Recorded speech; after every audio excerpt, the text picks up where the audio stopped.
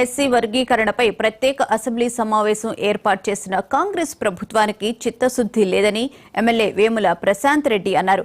సభ ప్రారంభమైన నిమిషంలోనే వాయిదా వేసుకోవడం అంటే బీసీలు ఎస్సీల పట్ల వారి వైఖరే తెలుస్తుందన్నారు.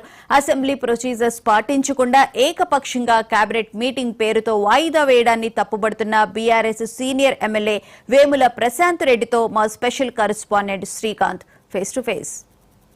బీసీ రిజర్వేషన్ల కోసం అదే ఎస్సీ వర్గీకరణకు సంబంధించి ఏదైతే ప్రత్యేక అసెంబ్లీ సమావేశాలు ఏర్పాటు చేశారో ఒక్క నిమిషంలోనే ముగించారని చెప్పి బీఆర్ఎస్ ఎమ్మెల్యేలు ఆందోళన చేపట్టిన పరిస్థితి కనిపిస్తుంది. దీనికి సంబంధించి మాజీ శాసనసభ వ్యవహారాల మంత్రి వేముల ప్రశాంత్ రెడ్డి గారు ఉన్నారు. సార్, సభకు సంబంధించి బీఆర్ఎస్ నిరసన జరుపుతున్న పరిస్థితి కనిపిస్తుంది.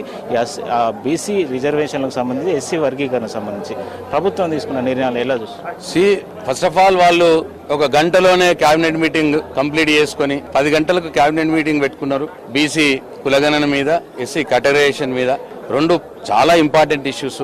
దాదాపు 80% ప్రజలకు సంబంధించినటువంటి ఇష్యూ ఇది. సో వాళ్ళు కేబినెట్ మీటింగ్ కి అసెంబ్లీ సమావేశానికి టైం ఒక గంటనే పెట్టుకున్నారు. అంటే ఆ గంటలో వాళ్ళు ఇష్యూ మీద చర్చించాలి, తర్వాత దాని కేబినెట్ నోట్ ప్రిపేర్ కావాలి, కేబినెట్ మినిట్స్ ప్రిపేర్ కావాలి, తర్వాత వాళ్ళు అక్కడి నుంచి కేబినెట్ మీటింగ్ కంప్లీట్ చేసుకుని అసెంబ్లీకి రావాలి.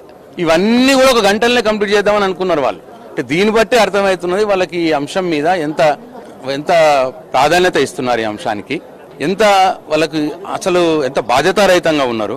వాళ్ళు మళ్ళీ తీరా 11 గంటలకు వాళ్ళు కేబినెట్ మీటింగ్ చేసుకోలేకపోయినారు.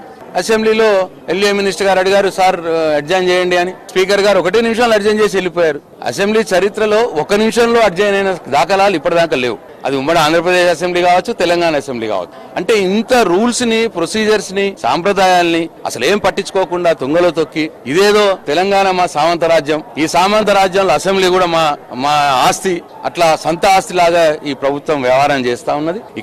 ఇక్కడ అనేక మంది శాసనసభ్యులు, 119 మంది శాసనసభ్యుల యొక్క మనోభావాలకు సంబంధించిన విషయం. 11 గంటలకు శాసనసభ్యులందరినీ పిలిచి 1 నిమిషంలో మీరు బయట కూర్చోరు అంటే ఎంత అన్యాయం ఇది, ఎంత అవమానం ఇది శాసనసభ్యులకి. డెఫినెట్ గా వాళ్ళ గవర్నమెంట్ కి ఏదైనా టైం అవసరం ఉంటే స్పీకర్ గారు ఆల్ ఫ్లోర్ లీడర్స్ అడిగేది ఉండే, ఇట్లా గవర్నమెంట్ కి టైం అవసరం ఉందట, వాళ్ళు 1 గంటనో 2 గంటలు అంటున్నారు, మరి మీరేమంటారు అని ఫ్లోర్ లీడర్స్ ఒపీనియన్ తీసుకుని అప్పుడు స్పీకర్ గారు నిర్ణయం తీసుకుంటే బాగుండేది. అసలు ఒక్క మాట కూడా అడగలేదు. మేము అడిగినాం, సార్ మళ్ళీ ఎప్పుడు స్టార్ట్ అవుతుంది అని. దానికి కూడా సమాధానం లేకుండా వెళ్ళిపోయినారు. జనరల్ గా అడ్జైన్ అంటే బ్రేక్ అన్నా ఓ 15 నిమిషాలు, అర్ధ గంటనో గంటనో, లేదు మళ్ళీ 12కి సమావేశం అవుదాం, 1కి సమావేశం అవుదాం చెప్తారు. అట్లా ఏమీ లేవు. అన్ని సాంప్రదాయాలు తుంగలో తొక్కి వెళ్ళిపోయినారు. It is a black day, a dark day for Telangana assembly. మెయిన్గా క్యాస్ట్ సెన్సస్ సంబంధించి మీరు అంటే ఇది వాస్తవాలకు దూరంగా ఉందని చెప్పి మెయిన్గా డిమాండ్ చేస్తున్నారు, ప్రశ్నిస్తున్నారు, క్వశ్చన్ చేస్తున్నారు. ఆల్రెడీ కేబినెట్ సబ్ కమిటీ దీనికి సంబంధించి సెన్సస్ కూడా ప్రకటించింది.